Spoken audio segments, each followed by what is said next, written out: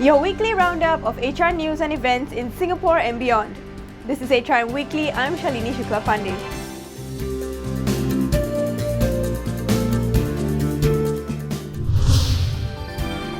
Four foreign workers have been killed in a fire in Geylang. Also, women in power are more likely to have depression. We begin with the fatal Geylang fire.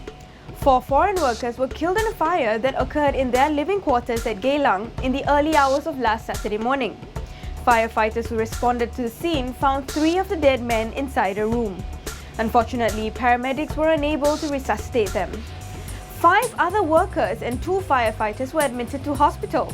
One of the workers later died from his injuries, the police said. According to the Singapore Civil Defence Force, firefighters extinguished the blaze within 30 minutes with 2 water jets. The 4 who were killed were Malaysians who were working for a cleaning firm. They have been identified as Jubitol Rumanjing, 37, Mazlan Musundo, 43, and Yusof Masrom, 49 from Sabah, and Ramu Kotia, 50 from Perak.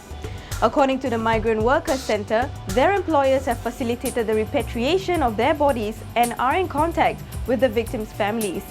The employers have also offered financial assistance for their funerals. Investigations into the fire revealed that the Geylang shop house the workers were staying at was not approved for dormitory use. Women in powerful positions have a high propensity to face increased stress levels and depression. According to a new study titled Gender, Job Authority and Depression, conducted by researchers from University of Texas, job authority, in particular the ability to hire, fire and influence pay, increases symptoms of depression amongst women, but decreases amongst men. Women without job authority also exhibit more symptoms of depression on average than men without job authority. Tatiana Pudrovska, lead author of the study, said, and I quote, "Women in authority positions deal with interpersonal tension, negative social interactions, negative stereotypes, prejudice, social isolation, as well as resistance from subordinates, colleagues and superiors. They are viewed as lacking the assertiveness and confidence of strong leaders. But when these women display such characteristics, they are judged negatively for being unfeminine. These contributes to chronic stress. In contrast, men with job authority have fewer symptoms of depression since they do not have to overcome the resistance and negative stereotypes that women often face." Pudovska said, "Men in positions of authority are consistent with the expected status beliefs and male leadership is accepted as normative and legitimate." Not all women agree with the findings, though.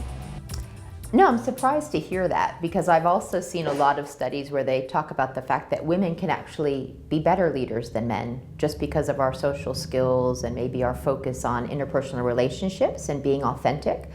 I would have to say at Singtel, if I look at our top management committee, 50% of them are women. So I think at Singtel we've been able to show that women can actually be very successful leaders, particularly in the top roles, including our group CEO is a woman. I would have to say, I mean, there's a lot of things written around the added stress. So I think there's no way to get around the fact that probably anyone working, but particularly women, do have to find a way to balance work and family, and maybe that does add extra stress.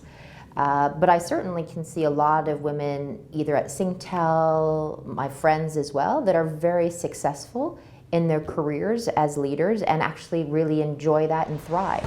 It's easier for me to balance just having my husband and myself, but seeing it with my friends with children, I think it is, there's a lot of added stress and challenges balancing.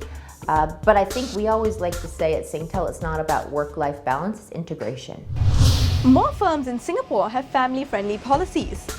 An increasing proportion of companies in Singapore are going beyond statutory requirements to facilitate different leave benefits to assist workers who are tied down by family commitments.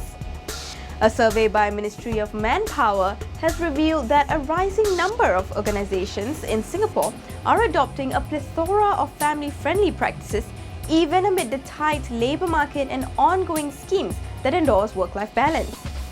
The rate of firms that formulated at least one formal flexible work arrangement grew significantly from 38% in 2011 to 47% in 2014.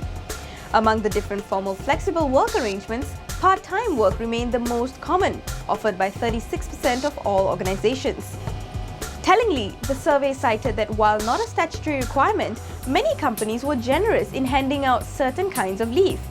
For instance, 89% of employers provided compassionate leave and 71% gave marriage leave. 42% of businesses also offered unpaid leave of more than 1 month to staff who wanted to pursue personal interests, sabbatical, or attend to family matters. The 5-day work week continued to be the frequent routine, with 46% of full-time workers under such an arrangement in 2014, up 1.7 percentage points from 2012. The remaining full-time workers were mostly having a work week of 6 days, or 5.5 days, or on shift work. Workers in India have emerged as the most engaged in the world. A new study has revealed that although they are not functioning at their peak potential, Indian employees are seriously going about their tasks and their work engagement levels are deemed to be one of the strongest in the world. According to the study by BI Worldwide, 51% of Indian workers are working with full concentration, making them the most engaged in their work. Trailing behind the Indians are Chinese workers, US, Brazil, Canada, and the UK. For this week's HR Bulletin, catch the biggest and the best HRM congresses happening next year.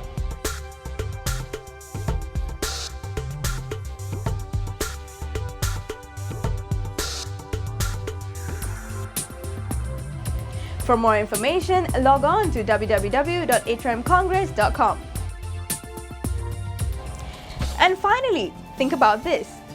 For every minute you are angry, you lose 60 seconds of happiness, by Ralph Waldo Emerson.